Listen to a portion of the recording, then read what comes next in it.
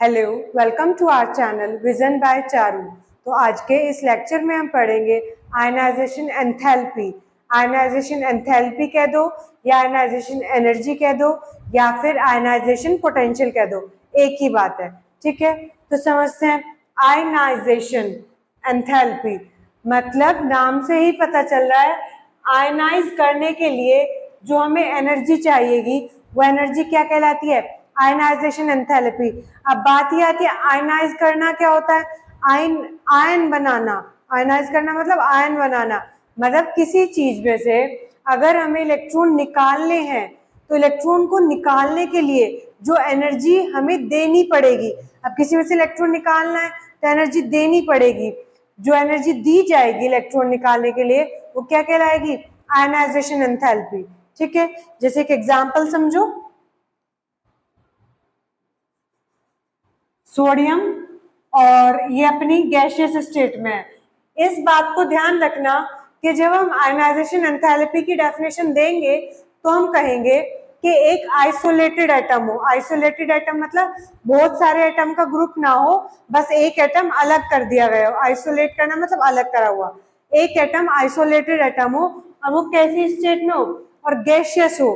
तो एक isolated gaseous atom में से जब इलेक्ट्रॉन निकाले जाएंगे, इसमें से हमने क्या करा? एक इलेक्ट्रॉन निकाल दिया और इसमें से एक इलेक्ट्रॉन निकाला तो क्या बन जाएगा? Cation Na+। ठीक है, ये आ जाएगा। एक इलेक्ट्रॉन निकाल दिया इसमें से तो एक कैटायन बन गया।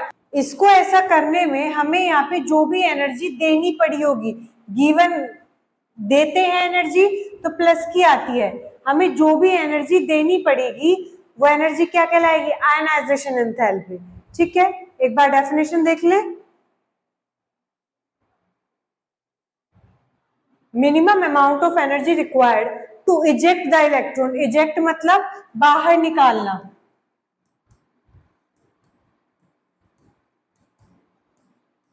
ठीक है, to eject the electron from the external shell. निकालने कहां से इलेक्ट्रॉन? सबसे बाहर वाली शेल से। From an isolated atom. Isolated का मतलब अभी बताया, एक अकेला एटम जब अलग कर लिया गया हो उसकी गैसियस स्टेट में और उसके अब एटम में से आपको इलेक्ट्रॉन निकालने हैं तो उसमें जो मिनिमम एनर्जी दी जाएगी वही आपकी आयनाइजेशन एंथैल्पी है। From an isolated atom in gaseous is called ionisation enthalpy. उसको हम क्या बोलेंगे? Ionisation enthalpy. It is an endothermic process. Endo का मतलब क्या? एंडोथर्मिक। एंडोथर्मिक मतलब हीट ली गई है और एक्सो होता तो मतलब निकाली जाती। इन करना, एंडो को वर्ड से आप ध्यान रखते हो, इन हीट इनसाइड ली गई है तो एंडोथर्मिक प्रोसेस है, क्योंकि हम इसमें एनर्जी देते हैं। क्यों? क्योंकि हम इलेक्ट्रॉन निकालने हैं उसमें से तो एनर्जी देनी पड़ेगी। पहले इलेक्ट्रॉन की एनर्जी बढ़ाएंगे तभी तो वो आसानी से निकलेगा, और बढ़ाएंगे कैसे? पहले देंगे तभी तो बढ़ेगी। ठीक है, और इसकी यूनिट क्या हो जाती है? या तो किलो कैलोरी पर मोल, किलो जूल पर मोल या फिर इलेक्ट्रॉन वोल्ट पर एटम। और यहाँ पे दिखाया भी है, ये कोई न्यूक्लियस हो गया, इसके बाहर शेल हो गई, तो सबसे आउटर शेल में से जो इलेक्ट्रॉन निकालने के लिए आप एनर्जी देंगे, यही सप्लाइड एनर्जी आपकी क्या कहलाएगी? Ionization enthalpy. ठीक है, अभी मैंने आपको जैसे ये बताया, जैसे ये वाला बताया था कि सोडियम में से एक इलेक्ट्रॉन निकाल दिया। अब कोई मुझसे कहे कि अभी आपने एक ही इलेक्ट्रॉन निकाला है, अभी इसमें से जिसमें से एक निकाल चुके हो, अगर इसमें से दोबारा निकाले तो बताओ क्या होगा?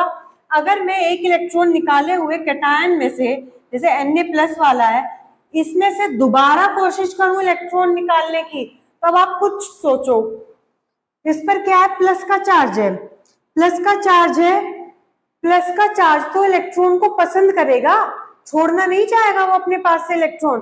तो ये प्लस का चार्ज नहीं चाहेगा कि अपने में से इलेक्ट्रॉन छोड़े, तो इस वाले केस में इलेक्ट्रॉन निकालना थोड़ा मुश्किल होगा। किसके कंपैरिजन में? केवल सोडियम में से निकालने के कंपैरिजन में सोडियम कैटायन में से इलेक्ट्रॉन निकालना मुश्किल होगा, क्योंकि उसमें इलेक्ट्रॉन की कमी है, और कमी है तो वो इलेक्ट्रॉन छोड़ना नहीं चाहेगा। पर हमें तो इलेक्ट्रॉन निकालना है, एनर्जी देंगे और इलेक्ट्रॉन निकालेंगे। हम यहाँ पे भी एनर्जी देंगे। मान लो यहाँ पे E1 दी थी, मान लो यहाँ पे E2 दे रहे हैं। अब जो बनेगा वो क्या बनेगा? सोडियम, और उसमें +1 तो एक ऑलरेडी था, एक और निकाल दिया तो यहाँ पे क्या आ जाएगा? +2 और साथ ही साथ एक इलेक्ट्रॉन रिमूव कर दिया। अब आप खुद सोच के देखो, ये नहीं चाह रहा था इलेक्ट्रॉन छोड़ना, हमने तो इस पे क्या करा है, जबरदस्ती इससे इलेक्ट्रॉन निकलवाए हैं। जब हमने जबरदस्ती इलेक्ट्रॉन निकलवाए हैं तो क्या होगा, इस केस में हमें एनर्जी ज्यादा देनी पड़ेगी, हम उसे फोर्स कर रहे हैं तो एनर्जी ज्यादा देनी पड़ेगी एज कंपेयर टू इस वाले के। तो ये जो सेकंड वाला केस होता है, जब हम एक बार इलेक्ट्रॉन निकाल के दोबारा निकालते हैं, इसको बोलते हैं सक्सेसिव आयनाइजेशन एंथैल्पी। ठीक है, सक्सेसिव मतलब एक बार निकल गई उसके बाद नेक्स्ट वाली, तो सक्सेसिव आयनाइजेशन एंथैल्पी, समझ आ गया। और सक्सेसिव वाली आयनाइजेशन एंथैल्पी ज्यादा होगी एज कंपेयर टू ये वाली प्रीसीडिंग बोल देते हैं इसे, जो पहले वाली रही होगी। ठीक है, देखो जरा इसको कैसे समझाया है। सक्सेसिव आयनाइजेशन एंथैल्पी, अब तो नाम से ही पता चल गया होगा, जब एक बार इलेक्ट्रॉन निकाल चुके हो और जिसमें से निकाल लिया उसमें से ही दोबारा निकालना हो, तो वो कौन सी होगी, सक्सेसिव आयनाइजेशन एंथैल्पी। देखो, to remove first electron energy required is called first ionization enthalpy. पहले वाली IE मतलब आयनाइजेशन एंथैल्पी, पहले वाली फर्स्ट कहलाएगी। ये सोडियम गैसियस निकाल के दिखा दिया, इतनी आई और प्लस की आई, इसका मतलब हमने एनर्जी दी है। ठीक है, नेक्स्ट देखो, अब ये हमारे पास ये बन के आ गया Na+। अब इस कैटायन में से दोबारा इलेक्ट्रॉन निकालना तो वो successive ionisation enthalpy. To remove second electron energy required is called second ionisation enthalpy. और एक निकल चुका है, दूसरा और निकालना है, तो सेकंड आयनाइजेशन एंथैल्पी प्लस में लिया क्योंकि हमने दी है। और सेकंड वाली जो आयनाइजेशन एंथैल्पी है देख लो, वो काफी ज्यादा है एज कंपेयर टू फर्स्ट वाले के। दिखा दिया IE2 is greater then IE1 because after removing one electron, एक इलेक्ट्रॉन निकालने के बाद effective nuclear charge is increase, क्योंकि इफेक्टिव न्यूक्लियर चार्ज बढ़ जाएगा। और यहाँ पे भी दिखा दिया है कि जो ये सक्सेसिव वाली सबसे आगे वाली, तो हम कह देंगे कि सक्सीडिंग वाली आयनाइजेशन एंथैल्पी हमेशा ज्यादा होगी एज कंपेयर टू प्रीसीडिंग वाले के। जो पहले वाली है, प्री मतलब पहला, पहले वाली जो है वो सक्सेसिव वाले के कंपैरिजन में हमेशा कम होगी, क्योंकि सक्सेसिव वाली में से तब इलेक्ट्रॉन निकाला है जब एक बार ऑलरेडी निकल चुका था। ठीक है, देखो अब हम ये पढ़ेंगे कि ये आयनाइजेशन एंथैल्पी किन किन फैक्टर पे डिपेंड करती है। वन बाय वन उन फैक्टर को डिस्कस करेंगे। मैं फैक्टर का नाम बताऊंगी, आप लोग खुद हिसाब लगा लेंगे कि उस फैक्टर पे कैसे डिपेंड करती है। चलो देखो, सबसे पहला फैक्टर है साइज ऑफ एटम। इसे एक एग्जांपल से समझेंगे। जैसे मान लो मैं पढ़ा रही हूँ और कोई क्लास छोटी सी है, ना ज्यादा बड़ी क्लास है ना उसमें ज्यादा ही बच्चे हैं, छोटी किसी क्लास है, 4-5 बच्चे हैं और यूं ही टेबल के अराउंड बैठे हैं, तो मेरा जो होल्ड होगा हर बच्चे पे काफी अच्छी तरह होगा। मुझे सबका पता होगा कौन क्या कर रहा है, ना तो कोई बोल सकेगा ना कोई कहीं जा सकेगा विदाउट परमिशन। ठीक है, अब वहीं पे क्या है, क्लास में बैठे हैं 100 बच्चे बैठे हैं, 150 बच्चे बैठे हैं। अब सबसे पीछे वाला जो बच्चा है वो क्या कर रहा है, मुझे तो कुछ पता नहीं चलेगा। ठीक है, तो उस पे मेरा होल्ड कम हो जाएगा जो सबसे लास्ट वाले तक है। तो हम कह देंगे जिस तरह से साइज बढ़ता जाएगा वैसे वैसे होल्ड कम हो जाएगा। तो सेम यहाँ पे एटम के लिए है कि एटम में जैसे जैसे साइज बढ़ेगा वैसे वैसे न्यूक्लियस का होल्ड आउटर शेल पे कम हो जाएगा। और जब न्यूक्लियस का होल्ड आउटर शेल पे कम हो जाएगा तो इलेक्ट्रॉन आसानी से निकल जाएगा। अरे बात समझ में, जब इलेक्ट्रॉन आसानी से निकल जाएगा तो उसके आयनाइजेशन एंथैल्पी कम हो जाएगी। तो हम कह देंगे जैसे जैसे साइज बढ़ता जाएगा वैसे वैसे आयनाइजेशन एंथैल्पी कम होती जाएगी। ठीक है, देखो इसे जरा। Larger is the distance between nucleus and outer shell. जितना ज्यादा न्यूक्लियस और आउटर शेल के बीच में डिस्टेंस होगा, weaker is the force of attraction between them. जब दूरी बढ़ गई है तो ध्यान कम रहेगा, तो उनके बीच में जो अट्रैक्शन फोर्स है वो कम हो जाएगा। स्मॉलर एनर्जी इज रिक्वायर्ड, तो उस केस में थोड़ी सी भी एनर्जी काम कर जाएगी इलेक्ट्रॉन को निकालने के लिए। तो ये क्या है, इसके इनवर्स प्रोपोर्शनल हो जाएगा, क्योंकि जैसे जैसे साइज बढ़ेगा वैसे वैसे आयनाइजेशन एंथैल्पी कम होती जाएगी। क्यों होगी कम, क्योंकि न्यूक्लियस का आउटर शेल के इलेक्ट्रॉन पे होल्ड ही कम हो जाएगा। जब वो इतने दूर है तो क्या होल्ड रहेगा, नेक्स्ट, चार्ज ऑन न्यूक्लियस, बाद में पढ़ेंगे, पहले समझो।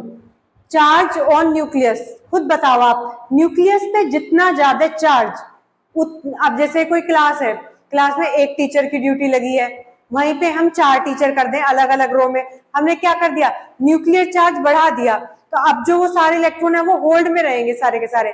तो न्यूक्लियर चार्ज जैसे जैसे बढ़ता जाएगा वैसे वैसे उनका जो अट्रैक्शन है वो इलेक्ट्रॉन पे बढ़ जाएगा, तो अब इलेक्ट्रॉन आसानी से निकलेगा नहीं, अब हमें ज्यादा एनर्जी देनी होगी इलेक्ट्रॉन को रिमूव करने के लिए। तो न्यूक्लियर चार्ज बढ़ने से आयनाइजेशन एंथैल्पी भी बढ़ेगी। देखो कैसे, higher is the charge on nucleus, more strongly electron bound to the nucleus cause higher ionization value। जितना ज्यादा न्यूक्लियस पे चार्ज होगा उतनी ज्यादा आयनाइजेशन एंथैल्पी, और ये ionisation enthalpy is directly proportional to charge on nucleus. समझ आ गया होगा, आगे चलते हैं। नेक्स्ट फैक्टर क्या है, next factor is screening effect. मैंने एक अलग से लेक्चर करा रखा है स्क्रीनिंग इफेक्ट पे, स्क्रीनिंग एंड शील्डिंग इफेक्ट के नाम से, उसे देख लेना, नहीं पता अगर किसी को स्क्रीनिंग और शील्डिंग इफेक्ट क्या है। इलेक्ट्रॉन के बीच में आपस में रिपल्शन होना और न्यूक्लियस के और आउटर शेल के इलेक्ट्रॉन में एक स्क्रीन बना देना, जिसकी वजह से न्यूक्लियस का इफेक्ट आउटर शेल के इलेक्ट्रॉन पे कम हो जाता है। तो स्क्रीनिंग की वजह से न्यूक्लियस का इफेक्ट आउटर शेल के इलेक्ट्रॉन पे कम हो रहा है, और जब इफेक्ट न्यूक्लियस का कम हो रहा है तो सीधी सी बात है इलेक्ट्रॉन आसानी से निकल जाएगा, और इलेक्ट्रॉन आसानी से निकल जाएगा तो हमारी जो आयनाइजेशन एनर्जी होगी वो कम हो जाएगी। देखो,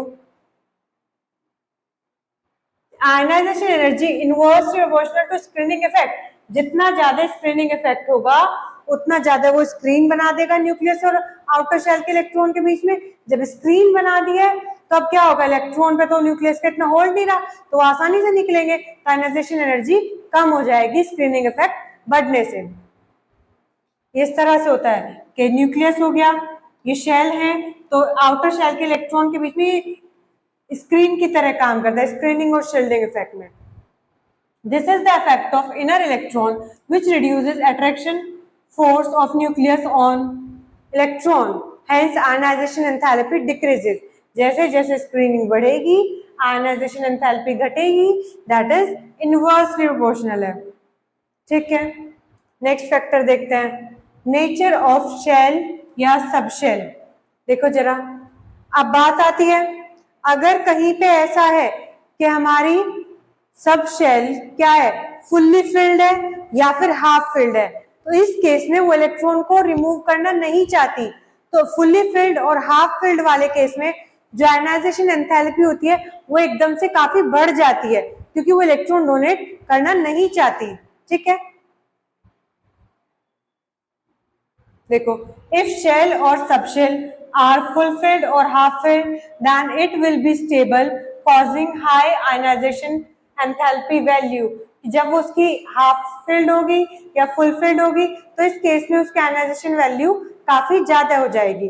ठीक है, second, ionisation enthalpy of lithium is very high than first. यहाँ पे देखो लिथियम की कॉन्फ़िगरेशन कर रखी है 1s2 2s1। जब हम सबसे पहले इलेक्ट्रॉन निकालेंगे तो सबसे पहले इलेक्ट्रॉन ये 2s1 वाला निकलेगा, तो लिथियम क्या करेगा, इस सबसे पहले इलेक्ट्रॉन को सबसे आसानी से निकाल देगा, क्योंकि इसे निकालते ही तो उसकी स्टेबल कॉन्फ़िगरेशन हो जाएगी 1s2 वाली, तो इसे वो बहुत जल्दी निकालेगा। ठीक है, पर अब जब एक इलेक्ट्रॉन निकाल दिया और उसके बाद हमें दूसरा इलेक्ट्रॉन निकालना पड़े Li+1 में से, तो दूसरे इलेक्ट्रॉन निकालने के लिए हमें वो इलेक्ट्रॉन निकालना पड़ेगा 1s2 वाली सबशेल से। अब ये इलेक्ट्रॉन नहीं निकालेगा। क्यों नहीं निकालेगा इलेक्ट्रॉन, क्योंकि ये अब पूरा फुलफिल्ड है, एस वाली में 2 आते हैं और इसमें 2 ही हैं, तो ये काफी स्टेबल है, अब ये इलेक्ट्रॉन नहीं निकालेगा। इलेक्ट्रॉन नहीं निकालना चाहेगा तो इसकी आयनाइजेशन एंथैल्पी क्या हो जाएगी, ज्यादा। अभी मैंने बताया था कि सेकंड वाली ज्यादा होती है, वही वाला फॉलो करा है कि सेकंड वाली ज्यादा होगी। ठीक है, देखो अब आगे, so easy to eject electron due to lesser stability. इस वाले केस में वो ज्यादा आसानी से निकाल देगा और सेकंड वाले केस में आसानी से नहीं निकालेगा। यहाँ पे देखो फुल्ली फिल्ड है, मोर स्टेबल है, to eject electron more energy needed. इस केस में हमें ज्यादा एनर्जी चाहिए होगी क्योंकि फुल्ली फिल्ड इलेक्ट्रॉन नहीं निकालेगा। ठीक है, आगे देखते हैं। अब हम पढ़ेंगे वेरिएशन ऑफ आयनाइजेशन एंथैल्पी। किस तरह से आयनाइजेशन एंथैल्पी ग्रुप में और पीरियड्स में वेरी करती है, ठीक है, कैसे वो बढ़ेगी या घटेगी। देखो जरा, सबसे पहला है इन पीरियड, तो चलो आप खुद हिसाब लगाओ। हमने ये पढ़ा था जब हमने एटॉमिक रेडियस पढ़ा था कि पीरियड में चलते हुए साइज लगातार कम होता जाता है। क्यों कम होता है साइज लगातार पीरियड में चलते हुए? क्योंकि नंबर ऑफ शेल तो फिक्स रहती है और साथ साथ न्यूक्लियर चार्ज लगातार बढ़ता रहता है। जैसे आप एग्जांपल ले लो, सोडियम, मैग्नीशियम, एल्यूमिनियम, इनमें क्या है, एटॉमिक नंबर कंटिन्यू बढ़ रहा है और जो शेल है वो फिक्स्ड है। तो इधर से इधर को चलते हुए न्यूक्लियर चार्ज लगातार बढ़ता जा रहा है और नंबर ऑफ शेल फिक्स्ड है, तो क्या होगा, उसी डिस्टेंस में और ज्यादा है तो साइज कम होता जाएगा। तो पीरियड में चलते हुए जब एटम का साइज कम हो रहा है, और अभी हमने पढ़ा एटम का साइज कम होगा तो वो इलेक्ट्रॉन को छोड़ेगा नहीं आसानी से। जब इलेक्ट्रॉन को आसानी से छोड़ेगा नहीं तो उसकी आयनाइजेशन एंथैल्पी ज्यादा हो जाएगी, तो पीरियड में चलते हुए आयनाइजेशन एंथैल्पी बढ़ेगी। ठीक है, देखो, ionisation enthalpy increase with increase in atomic number. जैसे जैसे एटॉमिक नंबर बढ़ेगा पीरियड में चलते हुए फ्रॉम लेफ्ट टू राइट, वैसे वैसे आयनाइजेशन एंथैल्पी बढ़ेगी। Because effective nuclear charge increases, क्योंकि इफेक्टिव न्यूक्लियर चार्ज यहाँ 11 था, यहाँ 12, यहाँ 13 लगातार बढ़ रहा है। Hence, on moving left to right in period, electrons are strongly attracted by nucleus. जैसे ही हम लेफ्ट टू राइट पीरियड में चलेंगे तो इलेक्ट्रॉन क्या है, क्योंकि न्यूक्लियर चार्ज बढ़ रहा है, ज्यादा अट्रैक्ट होंगे न्यूक्लियस से। सो आयनाइजेशन एंथैल्पी वैल्यू इंक्रीजेस, तो उसकी जो आयनाइजेशन एंथैल्पी है वो बढ़ जाएगी। समझ आ गया? अब हम लेते हैं कि ग्रुप्स में क्या हो रहा होगा। हमने ये पढ़ा था जब एटॉमिक साइज पढ़ा था कि ग्रुप्स में चलते हुए from upward to downward in a periodic table क्या होगा, साइज धीरे धीरे बढ़ेगा। ठीक है, ली, ना, के, लगातार इनका साइज क्या होता है, नीचे चलते हुए बढ़ता है। इसमें हम कहते हैं कि एटॉमिक नंबर भी बढ़ता है पर साइज ज्यादा बढ़ता है। तो इफेक्टिव न्यूक्लियर चार्ज इतना ज्यादा नहीं बढ़ता जितना ज्यादा साइज बढ़ जाता है। तो साइज बढ़ने की वजह से न्यूक्लियस का इतना होल्ड नहीं रहता अपने आउटर शेल के इलेक्ट्रॉन में, तो जो इलेक्ट्रॉन है इस केस में वो आसानी से रिमूव हो जाते हैं। ठीक है, देखो, ionisation enthalpy value decrease on moving downward. जैसे जैसे हम नीचे जाएंगे वैसे वैसे आयनाइजेशन एंथैल्पी घटेगी। क्यों घटेगी? क्योंकि न्यूक्लियस का जो इफेक्टिव न्यूक्लियर चार्ज है आउटर शेल के इलेक्ट्रॉन पे कम हो जाएगा। और वो क्यों हो रहा है कम? क्योंकि एटम का साइज काफी बढ़ गया। ठीक है, तो उसकी आयनाइजेशन एंथैल्पी डिक्रीज हो जाएगी। Because number of shell along with the screening effect increase causing lower value of ionization enthalpy। क्योंकि नीचे चलते हुए नंबर ऑफ शेल बढ़ेंगी, स्क्रीनिंग इफेक्ट बढ़ेगा और आयनाइजेशन एंथैल्पी लो हो जाएगी। जैसे सबसे पहले ग्रुप में दिखा दिया है, नीचे को चलते हुए आयनाइजेशन एंथैल्पी कम हो रही है। तो यहाँ पे कहा भी कि सीजियम की आयनाइजेशन एंथैल्पी पीरियोडिक टेबल में सबसे कम होगी, क्योंकि एक तो वो है सबसे पहले ग्रुप में और सबसे नीचे है तो सबसे कम होगी। और जो एल्कली मेटल्स है, कौन से एल्कली मेटल्स, फर्स्ट ग्रुप वाले, इनकी आयनाइजेशन एंथैल्पी सबसे कम होगी, क्योंकि इधर को चलते हुए तो बढ़ती है, एल्कली वालों की सबसे कम होगी। अब हम आगे देखेंगे, कुछ एक्सेप्शन पढ़ेंगे कि अब हमने कह दिया अगर आप पीरियड में चल रहे हैं तो आयनाइजेशन एंथैल्पी लगातार बढ़ेगी, ग्रुप में चल रहे हैं तो लगातार घटेगी। जब केमिस्ट्री पढ़ रहे हैं कुछ ना कुछ एक्सेप्शन भी होगी, तब वो एक्सेप्शन डिस्कस करेंगे और उनका रीजन पढ़ेंगे कि ऐसा क्यों हो रहा है। तो देखो जरा एक्सेप्शन देखते हैं। एक्सेप्शन ऑफ आयनाइजेशन एंथैल्पी कौन सा लिया? Second period, lithium, barium, boron, carbon, nitrogen, oxygen, fluorine, neon.